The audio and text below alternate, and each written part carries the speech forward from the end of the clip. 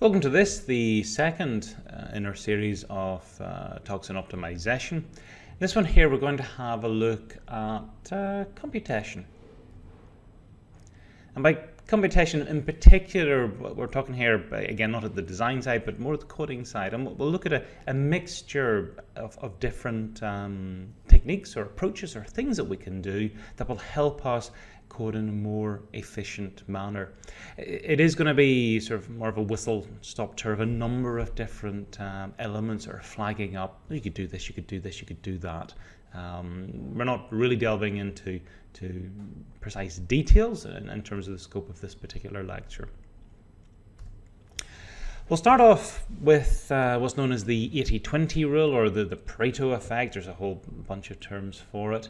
Contextualized in terms of software, it says that about 80% of CPU time is going to be spent in about 20% of the available functions or methods. Now, the precise percentages are not relevant. What is relevant is that in most software, the majority of the execution time, the CPU cycles, is spent in a relatively small number of methods. And that's true for the vast majority of software. It's also known as what's known as the common path, which is the, if you like, the standard, the default, the typical, the likely execution path for an application. What does the user spend most of their time doing? What generally tends to happen? Off the common path, you have maybe things like error conditions, which may only happen once in a while. There may be the rather more obscure pieces of functionality that the user may only occasionally use, or only some users occasionally touch upon. How this is relevant is that, if we're optimizing something, we're changing it, we're putting in time and effort to bring about optimization. And if we're looking for maximum return, then we should try to identify what is the common path. This is likely where we're spending most of our time, and focus on optimizing that first of all. And that may actually result then in resolving our performance issues and having the program running sufficiently fast. So general rule of thumb, stick to the 80-20 rule, look for that common path, look for what you typically do, and place or focus your initial efforts in those regions. In terms of, well, how we might change those regions, we'll go through a range of different techniques now. First one we're going to look at is the notion of redundant computations and also caching. Now, redundant computations, these are things we have actually touched upon before, and it's something that a good optimizing compiler, when it's looking at the abstract, the tree that's formed that represents our program, we'll try to go through and to identify which bits are redundant and can be safely removed. So we've got a couple of examples here of redundant computations. You can see a fairly obvious one on the top, where we've got a for loop. Line 2, we are storing a value which is a product of m times n. It says for this, within the context of this for loop, it's a fixed constant, and we're calculating every iteration. That's unnecessary, and actually, any decent optimizing compiler would know that is a constant and be able to move it out on behalf of the programmer. What is slightly more problematic is the example you see down at the bottom, where we're calling some function and passing in some arguments, and maybe one of the arguments is the return value from another function, and we're storing the results, and we're doing that repeatedly. Now, we as programmers might know that for this particular function, for the arguments that we're passing in, is always going to return the same result. It's not going to change. But it may not be within the ability of the compiler to work that out, depending upon the complexity of the function and the other arguments that are called. So in this case, actually, it could be up to the programmer to do the work to say, I'm going to move that out because I know that it is invariant, even if the compiler may not be able to discern that. So both of these are examples of where we are recomputing something that we already know that is unnecessary to do. Caching goes along with redundant computation because caching is quite often one way of making use of a computation, so we don't have to recalculate it. So caching is simply about keeping the results of, well, let's say, frequent and or costly computations readily accessible so that the data can be used when we want. So there's a couple of notions to this. One is the idea of calculating, loading, computing something, and then storing it somewhere so we can get access to it. There's actually lots of different places you can store information on a computer. Obviously, yes, we have our memory. Outside of that, we can have things being stored on a solid-state drive and network connection. If we get towards the actual processor itself, generally we have cache available to that processor at different levels of cache, level 1, level 2, level 3, and there'll be a number of registers on the actual processor itself. Where you actually store your data, if you have a value stored in the register on level 1 cache or out in main memory or often some network store, this is going to determine how long it takes to get access to that information. And ideally we want stuff that is very frequently accessed to be as close to the CPU as possible. So one notion of caching is, okay, where are you storing this here? And ideally, depending on the frequency of access, we want it stored where the CPU can get access to it quickly. The other idea then is determining, well, what exactly should we explicitly cache?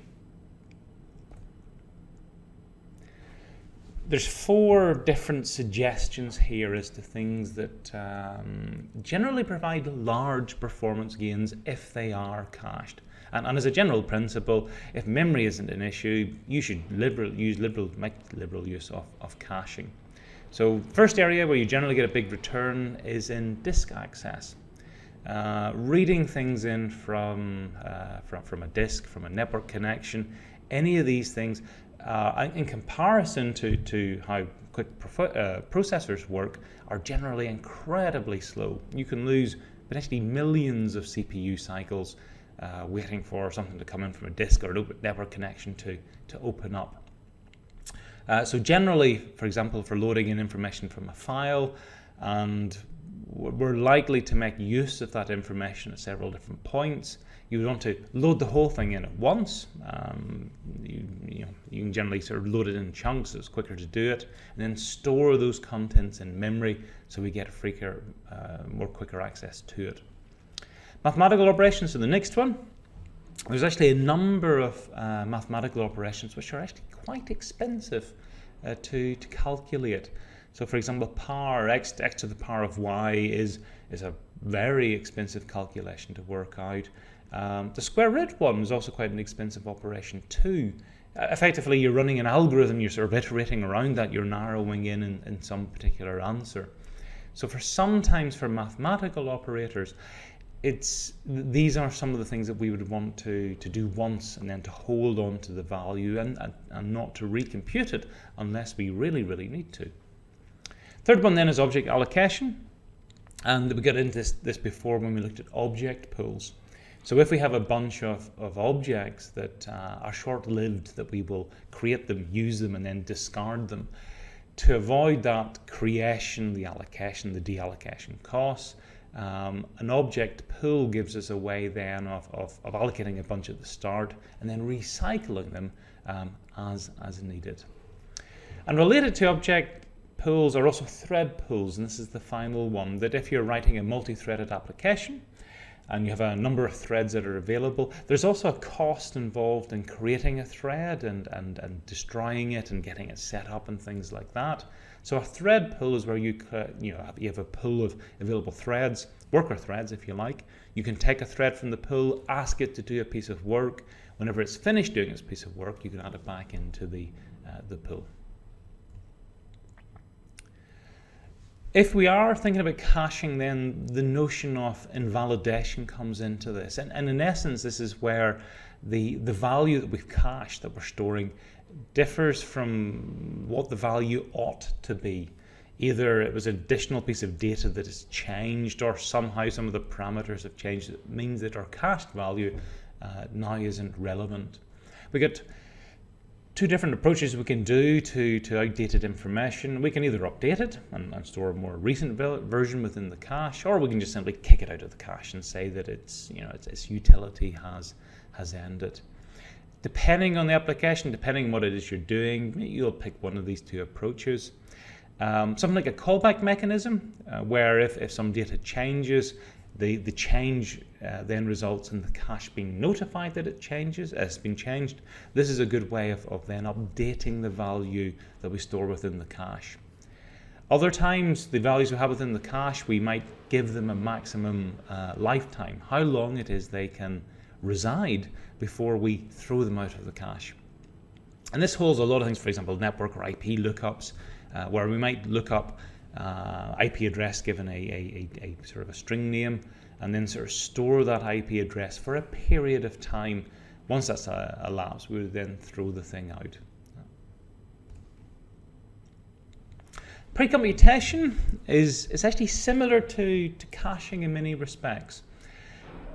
The only difference here is that we are calculating a set of values at some earlier point. So this is generally before the program's actually run. It could be as a separate process that we calculate a whole bunch of stuff. We then store those results, and our program uses those results. We don't actually redo the initial calculations. And it's back a long time ago, way before my time, before you had sort of calculators, it was very common to have books that contain pages of calculations. You can see one here of common logarithms. So if you wanted to calculate the log of something by something, you get your calculator out and work it out on that. Before you had calculators, actually calculating a log value was a fairly onerous task. So these books, if you like, contained lots of pre-calculated values, which you could simply look up and then use. So okay, that's historical. It still is relevant to programming today, and particularly, for example, for games. Within games, you may have a number of, for example, lighting calculations. So things where you're looking at indirect lighting or ambient lighting, or sort of more fancy ways of doing lighting. A lot of these you can't at the minute do in real time. So you would do them as a separate offline process, calculate the values, and then store, if you like, back those values in. So it does fix something by way of the lighting parameters, but it saves you having to calculate them at runtime. Next thing we want to have a look at is the notion of Lizzie Evaluation. And by Lizzie Evaluation, what we mean is that if we don't need to do something to work out something, to create something, we don't do it until we actually are sure it's going to be needed, that we're definitely going to need to do it. And you can see an example in the code fragment over here where we have some wasted computation. So just to go through, it's a method called send message. Takes in a string and it's going to send that string out. Line 3, we're got an error message because it may not go wrong. Line 6, we're going to call a method, try to send the message, and it'll give us a return code, integer return code. And there's a couple of integer values that we're interested in. You see this in the different cases. -1 and 10, where they're error conditions, either connection not established or message rejected. If so, we assign the error message and we then log that error message out. Now, defined as such, we have a problem because at line 3, we always create a string. So it is an object that is being created, it's being stored on the stack. We're calling the constructor to set it up. But you presume the common case is that when you send the message, it's likely to succeed. So the vast majority of times we never use that string. But nonetheless, in line 15, we actually have to then free it up and deallocate it, call the destructor, and things like that. So there's wasted computation within this that is unlikely to be called. A better approach would be that whenever we know that, yes, we do have an error, so case -1 or case 10, that we create the string at that point. And you can see down at the bottom where we can just sort of call the log error method and to pass directly the string into that particular method. Another example of Lizzie Evaluation here, principle of this is that if we're thinking about object creation, there often is merit in deferring the creation of the object until we have all of the bits that we need to cleanly create it. So look at, for example, foo at the top. This is actually quite a wasteful or an inefficient way of constructing the string m. So line 3, we say we've got a string m. A line 5, well, you could have other intervening code, but at some later point we know, okay, here we've got a char star pointer to a character array, it's the message. And at line 7 we say, okay, well that's the string that we want to have. We assign that string equal to that particular character. And now, why is this inefficient? Various reasons. In line 3, we are creating the string. Now we have to do that anyway, so that's inevitable. But we're calling the default constructor. So there's a bit of wasted effort in doing that. In line 7, we've got quite a lot of wasted effort, and a lot of this will come into how good our compiler is. Now, M is a string, C is a pointer to a character. So when we do that assignment, we're going to say, okay, we can't immediately assign these two things. Can we take a pointer to a character and turn it into a string? And in terms of the constructors that are available for the string, there is indeed one that accepts a character pointer. So we will implicitly convert our character pointer into a string. So that then actually involves another string object being created. And we're calling the constructor on it, which accepts in the char star. So it's implicitly created and converted to it. It's an R value, so it's a temporary object, we can't get access to it, but it is a string. Having created that temporary R value, we then call the copy assignment constructor for the string to copy the contents across into M. And at that point, we have assigned it. We then got to get rid of our temporary R value. So actually, there's a fair amount of wasted computation in this particular way of doing things. Better approach is the one at the bottom, where we say, okay, line 3, let's work out what our message is. And then once we have that, we say, okay, we've got our string M, let's construct it directly. And we're calling and passing in the information we want to store via the constructor. So it's cleaner, a lot faster as well. Beyond of this, we actually have useless computations. So not only things which are sort of maybe unnecessary or you may only do one in a while. Useless computations are probably the worst type. They're things that are never necessary and we shouldn't have them in. So if you see anything you think, okay, I'm never going to call this or I'm never going to need that, get it out because it just is wasted CPU cycles. Next thing up then is evaluation order, and by this we mean the order in which we evaluate, say, terms within a logical condition. So we can see a couple of examples. We've got the left if E1 or E2, and on the right if E1 and E2. So two different conditions logically being combined in different ways. Now, important thing about this, if you look at the if E1 or E2 over on the left, if E1 evaluates to true, so we look at our E1 condition and it's true, then the execution, if you like, of that if statement stops because we have found a condition that is sufficient to pass the entire if. So we'll never evaluate E2. Conversely, for the AND, if E1 and E2, if E1 evaluates to be false, then we stop the evaluation of that whole if statement because it can never possibly be true. We found a condition that fails the whole statement. So this is important then because depending on what E1 and E2 are, depending on how we're combining them, there's an opportunity here for us to minimize the amount of effort that is required in evaluating these statements. So how should we sequence this? So let's think about if E1 or E2. Now, if E1 and E2 are equally likely to be true, so both of them are roughly the same probability to be true, then we should ask which one is easiest, quickest to calculate, and that's the one that should be first.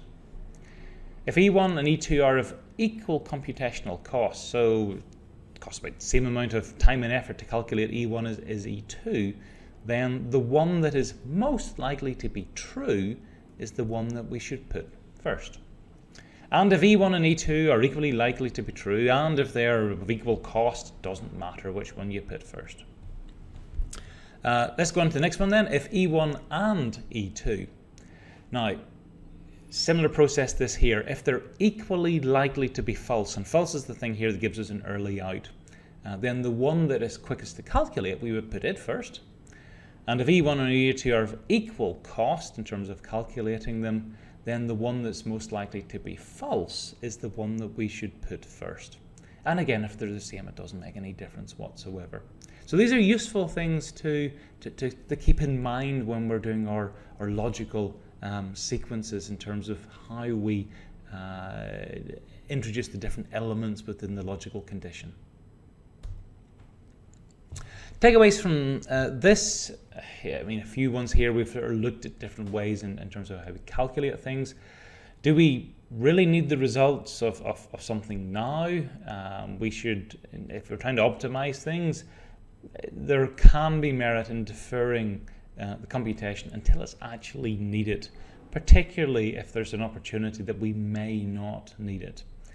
Do we really know the result? Is it something we've calculated beforehand? Is it something we can calculate before the program actually runs? If so, we may want to then to do it earlier or to do it once and to cache that value and to make reuse of the cached value. Key thing, I think it gives you a big increase, is to think about the common path. What are we likely to do 9 times out of 10 or whatever it's going to be? And to focus our effort on optimizing that and not being too fussed about the exceptional, the odd areas of the program that every once in a while will be triggered.